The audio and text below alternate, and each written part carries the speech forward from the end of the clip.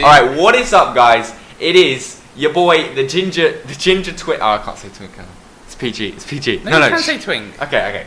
And welcome to the first episode of Not Your Normal Think, with me, Jack Daly, and Luke. Hello, everyone. Right, so do you want to jump right into the first section, or like what's going on? Okay, let's do it. We've got some goofs, some gaffs. We're going to do some boofing today. What's boofing? Boofing, of course, you know when you This is why I got my dictionary. when you put those pills up your anus. There's no results on the dictionary for boofing. Well, you're looking at the wrong dictionary. Oh, okay. I see. Yeah. All right then. All right. It'll be a little Easter egg for all those boofers out there. Right, so let's get right. Let's jump in. Let's jump right into it with our first segment, which is a question we're going to discuss, and that is: do we need language to be conscious? Now, we both have very opposing views on this, and it is quite the discussion topic. And so I'll go ahead and I'll start. So I firmly believe that, do we need language to be conscious? Yes. No. Anything that does not have consciousness does not have language. Okay? For us humans to be conscious, we develop language. Anything that does not have language does not have consciousness. Okay? Now, what is it that you believe? Well, I just think to be conscious is to be self-aware of yourself, right? That's what being conscious is, right? Can we agree on that? Okay. Can we agree? All right. So I think because if you got to think of like what is hunger.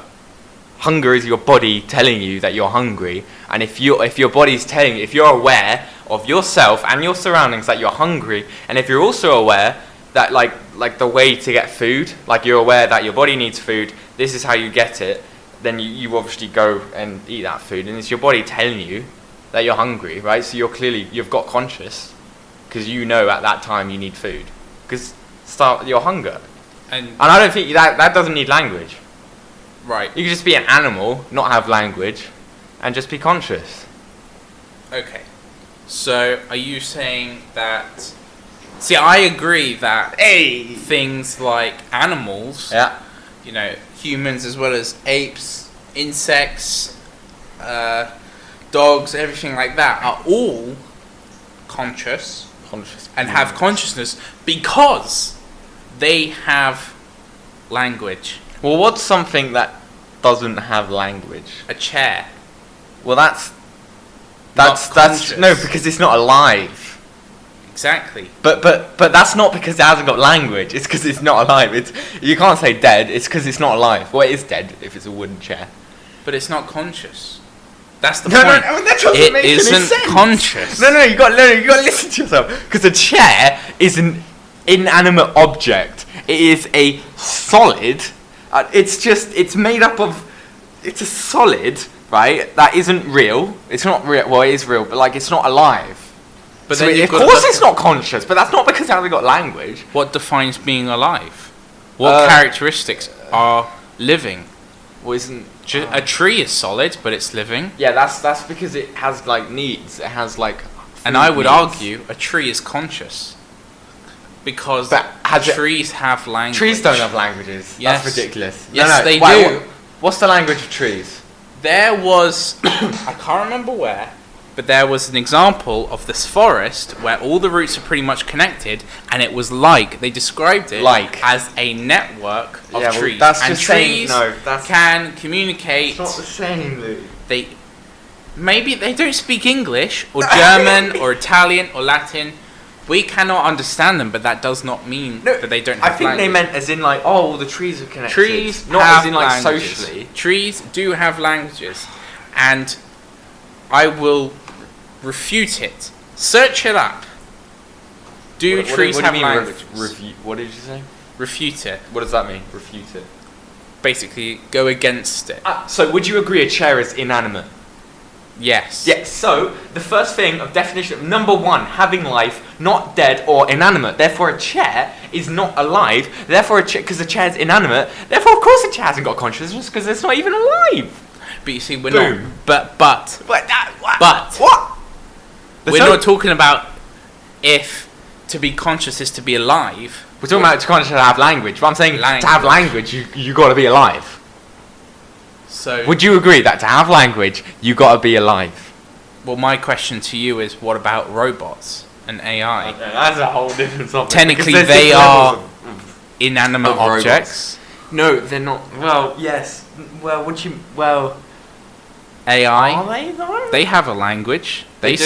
speak. They speak code. I guess That makes well, them they don't, conscious. They don't speak code though. See, when I look at I it like don't this, you can't say conscious in a sense of the human level of You got to consciousness. define conscious. Everything is conscious in its own terms. A dog is dog conscious. You know. Okay, so you got to define what do we need language to be conscious? Do we need language to be human conscious? Like, is that what you're saying? No, I'm Like, just or saying you're just broadly saying- conscious. No, because the chair is inanimate. Right, and about the AI thing, right? I don't understand it. I don't understand how AI works enough to make that argument because obviously it's just a bunch of if statements. So I don't understand enough to make an argument on that. Fair enough. I will ask you this, right? What? So let's go back to the beginning. The beginning. What did cavemen do before they developed language? And how did they process the events of the day in their minds? You know, would they grunt, but what was going on in their minds when they were doing that? How were they giving thoughtful attention to the events that they were experiencing? That was before language in a Okay. sense that we had it was developed. So Well, are you saying that they weren't conscious back then because they didn't have language? I would argue they did, because they were formulating language. Because then you could argue, are babies conscious when they're going when I was a when they're baby. going gee gaga, stuff like that? Yeah, they are. Babies are conscious. Because they are attempting language. No, it's because they're alive. No, I don't know. No, hold on. Back to the caveman thing, right? Cavemen. Well then, alright. Well, did cavemen have language? Well, they had They had like they grunts and they had a form, because historians say that the reason why Homo sapiens Yep. were able to survive over other branches of sapiens. human type species was because they developed language. Okay. They were able to talk. So were the other species conscious? Because that's basically saying they survived because they had language, the others didn't. So were the other ones conscious, Luke? Whoa! Were they, Luke? Were they? They were still human, but they just didn't have language. But they obviously they didn't survive because Yes. They were still conscious. They didn't have a Yes. language in Yes. the sense that the others had a language. But say if they were to grunt, you know, yeah, true. things like that. The definition of language is the system formalized symbols, signs, sounds, gestures. So like Because- gestures is in like Well, because you could then look at sign language. Deaf people. it's communicating thought, emotion. Deaf people can still formulate ideas because they formulated a language to be able to express their ideas. So they created sign language. But they're still conscious. If they didn't have sign language, they'll still be conscious. Yeah. But then you got Well, are they that though? makes sense, right? That makes Are they? sense to me. That's the question. We'll get onto that in a Well, sec, we because don't I've know, got an so can't talk interesting to it. I've got an interesting example to give. But going back to caveman, it's actually a tricky one, because imagine being a caveman. How would you formulate ideas and thoughts?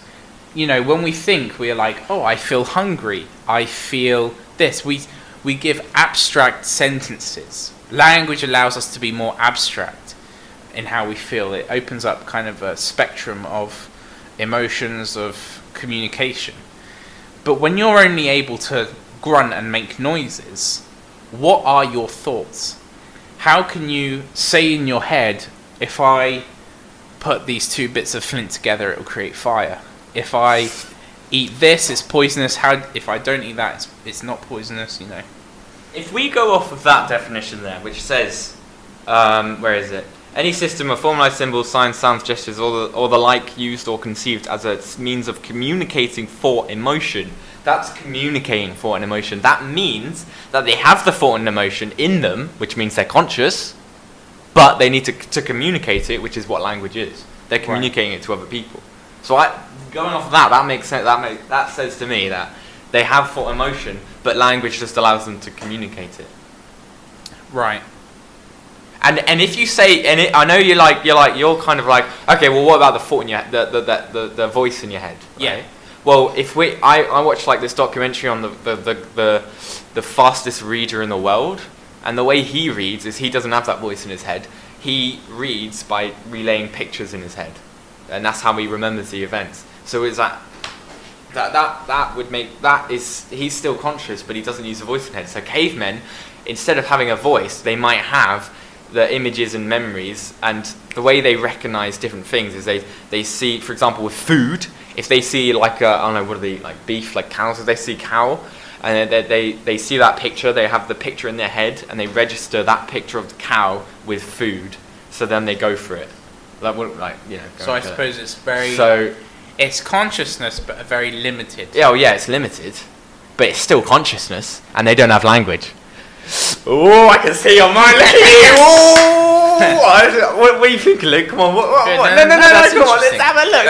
Because that is one of the downsides of my argument. What do you mean downsides? It's wrong. Well, one of the, I suppose, cons, is the fact that there's other ways to express thought, emotion. Yeah, which makes sense. Language just allows us to do that. Other than language. Yeah, language just allows us to do that. Language is an easy way for us to do that. There we go. Okay, so, here we go. Here we go. Cavemen, we've discussed grunting, okay? Yeah. Now, you said about, I can't remember what you said earlier. Which part? That we were moving on to. Okay, yeah, just I can't remember. There was a famous story of a boy who grew up with wolves, okay? Yep. Now, he never learned language. So, did the thinking take place in his head? Boy who grew up with wolves. And how? He was brought up in isolation. Okay. And there's been many experiments over time. The Greeks and the Romans did it because they were trying to find out what the true language was. They were like, if we put these babies in an isolated room, what language will they speak if we don't influence them? So like, yeah. And so if you never teach them language, what do they think? Yes, because I said they do it by registering things. That's the first thing of evolution. So you're saying the first step. I watched a video on it. The first step of consciousness is something to do. The first step of consciousness is understanding yourself. That's the first one. Understanding yourself and your needs. The second one is something to do with like memory. So understanding yourself. Okay, I need food, but memory is to do with something like I just said, that cow, register the cow, that equals food. I need to eat that cow. So I think they do it by pictures. I think because they not by pictures, as in they do it by memory. That's how I think they would do it.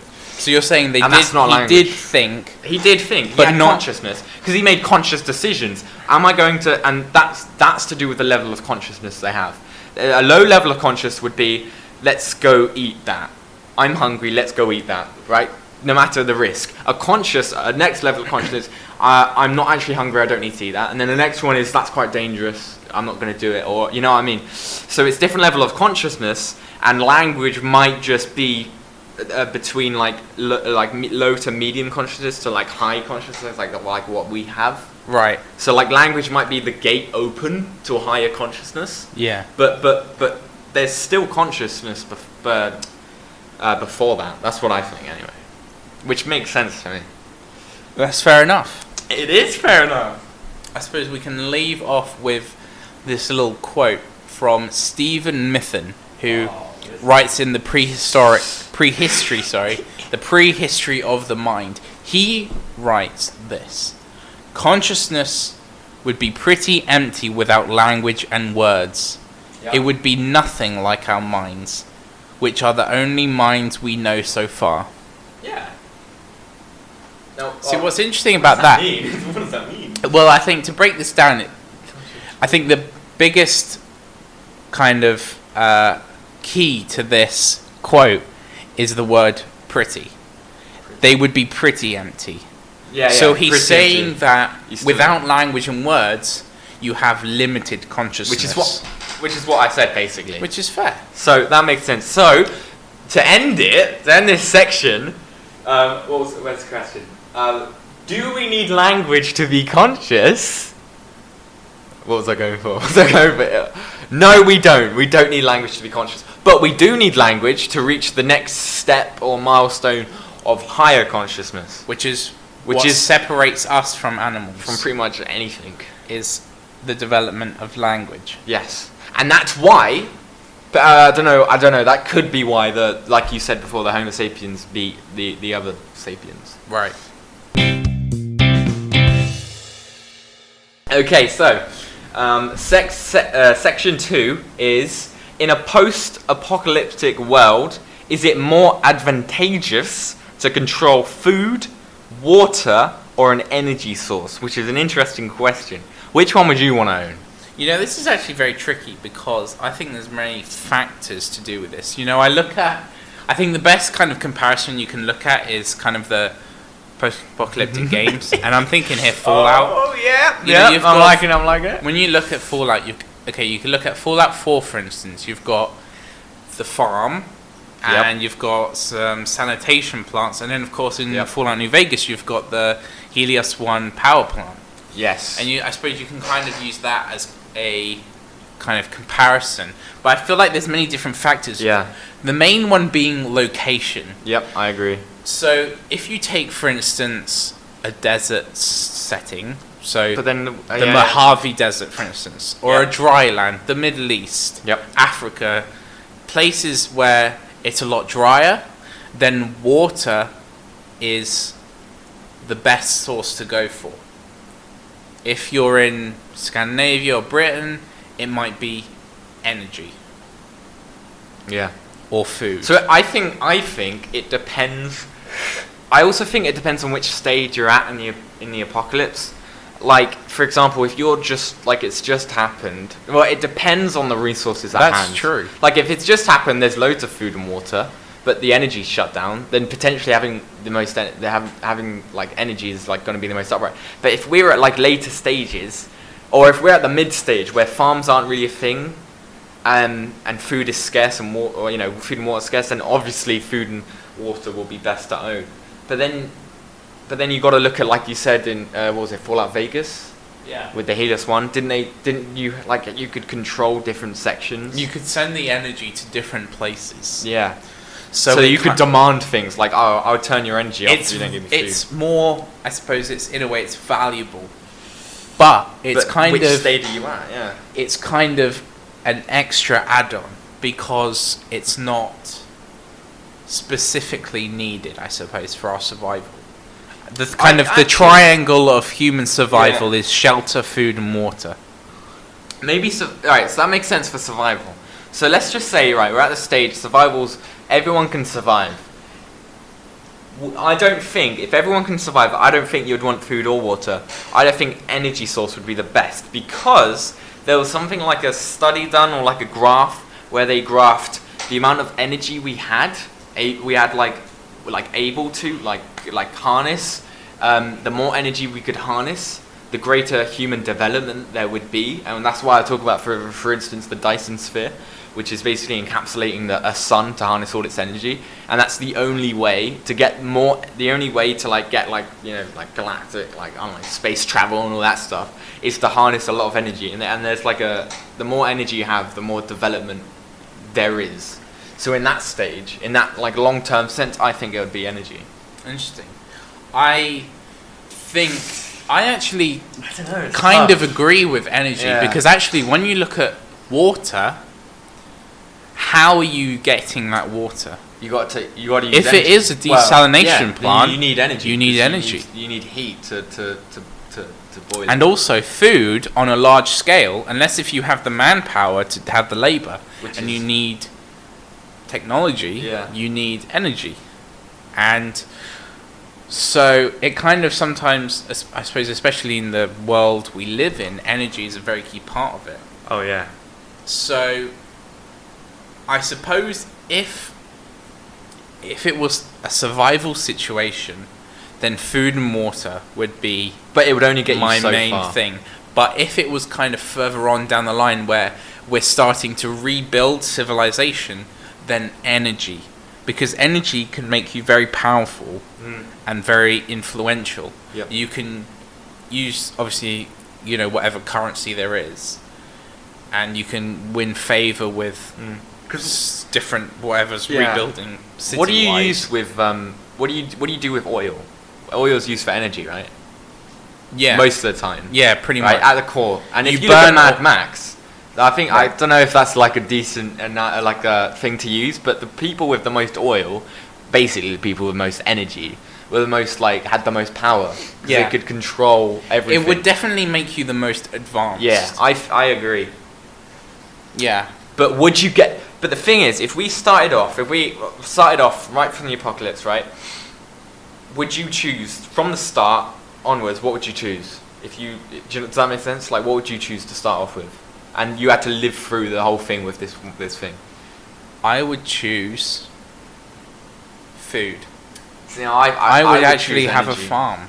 I would choose Why energy would you choose? then. Because I feel like picturing it in my head, let's say I don't know how to explain it, right? Food it's only good for the first 5 years. It's only useful for the first 5 years. Because after 5 years, everyone will be able to sustain themselves. So I think if you can get through the first 5 years, or so, or whatever, if you can get the first part through, then after that, energy becomes the most. And if you can get through that part with the energy, then you'll be good. I think that would be the best. Okay, I'll tell you why I'd use food, right? Okay. Food, I kind of feel like it's in the middle of the scale, right? I've just come out of whatever. Yep. Let's say a vault or whatever. All right. And I'm thinking, okay, what can I use for survival? Yep. And this is in terms of long and short term. Yep. Food is obviously good for you to be able to live. Yep. Food does have water in it. Fair enough. If I if I was to set up a settlement with a working farm, there's different things that this will allow me to have. Firstly, I can sustain our living through the food. And secondly, I can use leftover food as a currency for trade. Yeah, I was just thinking that. And fair enough. The reason why I also pick food is because water is the most kind of important resource in survival. Whenever you hear Bear Grylls, he's like, whenever you're ever stuck, water first, everything else later, because you need 2 days to survive. Yeah. So firstly, that puts you at a risk for attack. Yeah, that makes sense. And secondly, if everyone's finding water or looking for it, then everyone's going to have it. So what's the point? So that's why I would choose food, because everyone's going for water, so I'd go for food. So once everyone's got water, then they'd be looking for food, and then I've got it, and I can trade it for water or for other things. And the reason why I don't choose energy is because it's very long term rather than short term. And also, how do you barter and trade energy? You can't. It's not as if you can put it into batteries and go, here you go. Yeah, true. How do you? Because at that stage, don't they do it by you got to synchronize everything, so you got to turn them on. I don't know. Well, they have to keep it on. You would have to link up that settlement or wherever to your place. So energy can be a lot difficult to. You need to be more advanced. You need to be less careless about survival. But basically, to have energy, you need to have the first stage of survival. You need to be. Maybe not even the first stage. You need to the second stage where you're comfortable. You have more food than you need. Yeah. Right. where you're actually stocking it for like the winter or whatever might come. Yeah, and also if you've got good farms, you know, it will attract people to you, because, you know, water's great and everything, but again, it's just short term. It's like you need it every 2 days. And you need energy to do that. Farms, you know, people can come. It'll give them jobs to do for the picking and the growing and the processing and the cooking.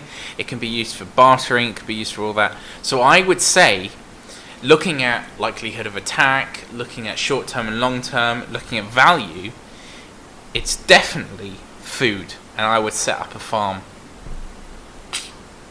Yeah, I mean, to do the sanitation plant, you need energy, don't you? Yeah. Right. So most every apocalyptic film I've seen, they've always been like, oh, there's no energy on, right?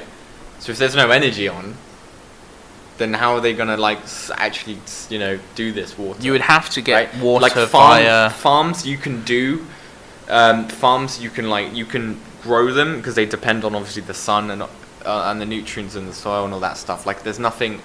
You're not depending on anything apart from like obviously the sun's gone. Yeah. Then you're sort of stuffed. It would have to be if you found some natural springs or something that you could just drink from. Yeah, it depends. Fair enough.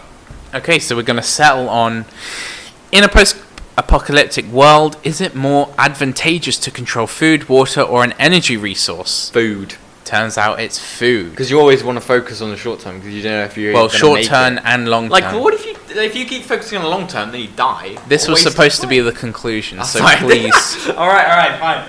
I'm just saying. Forever withhold your. All right, whatever. What eds? Okay.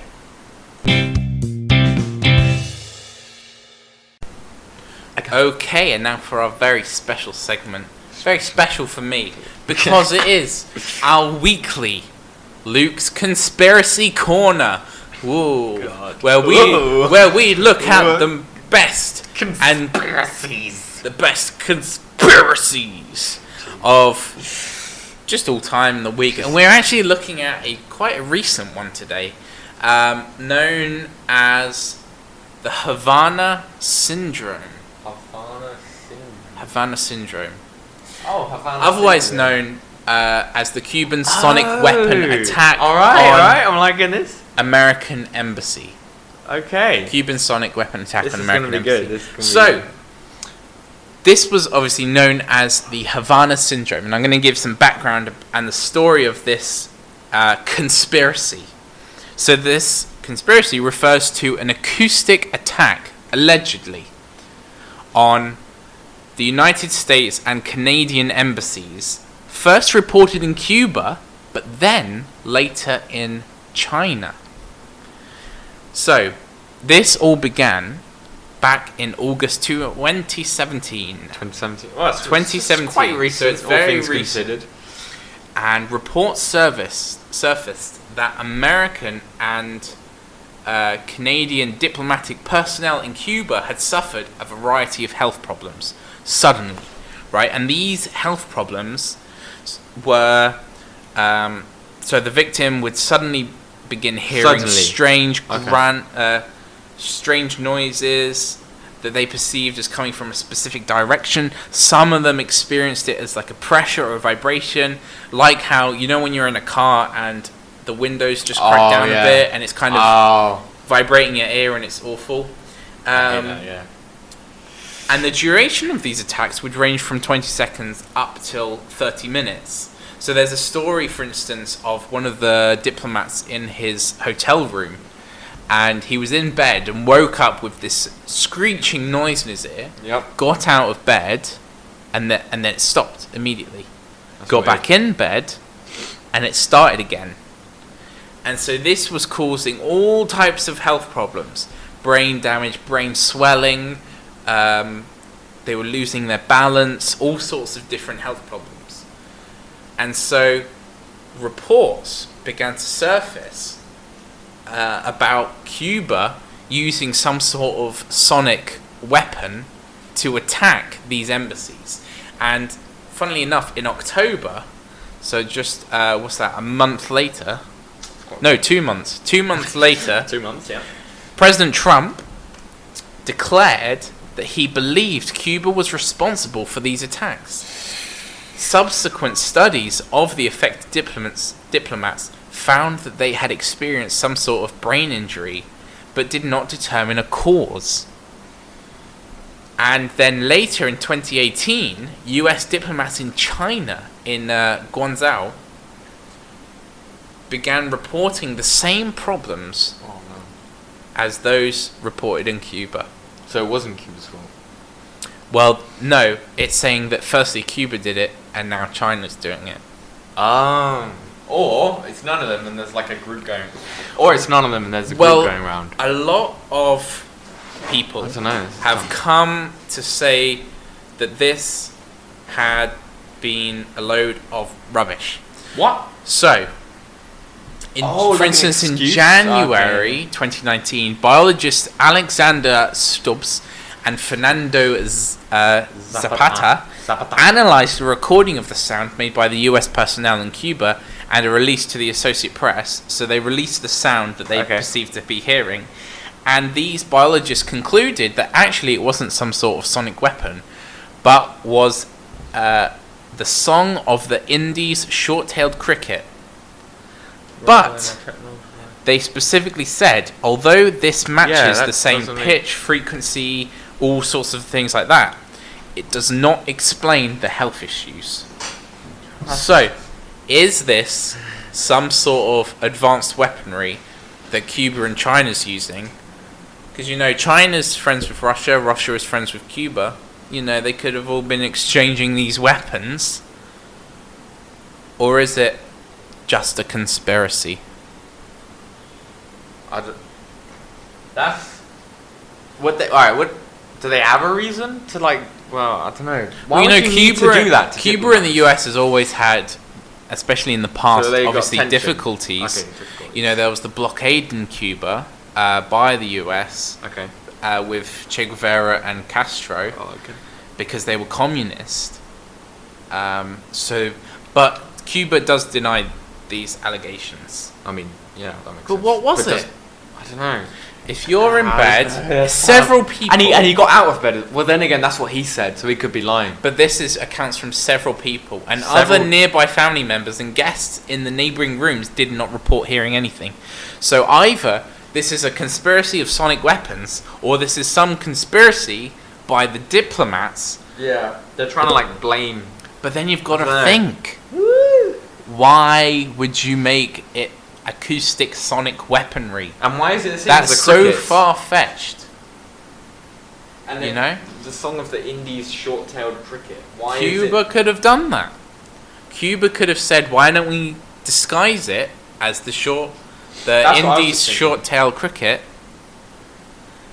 And so then when they investigate it, that's what they'll see. Because they come from Cuba. Do they? Yeah, South America. Yeah. Ah, okay, so that makes sense. West Indies, Central and South America, nocturnal. It says it's nocturnal, and it's in burrowed in the day. I don't know. They could have done that. They could have hid it, and then, because if it went wrong, they could have been like, oh, it's the crickets. See, it's an escape route, especially because it's kind of played into their hands because it's biologists from the US. You know, Alexander Stubbs was from the University of California, and so it could have played into their hands that there is some sort of sonic weaponry, the Havana syndrome. What else could it have been? You know? Well, how would you even conduct? What else could it have been? Let's just say this is true, right? There's sonic weapons out and about. What would they look like? What would they be? I'm picturing satellites right now, right? Shooting down at Earth. I don't know how would they like work.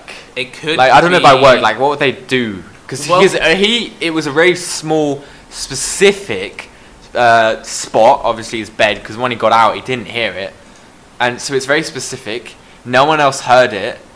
You know, it's got to be really specific. Like why?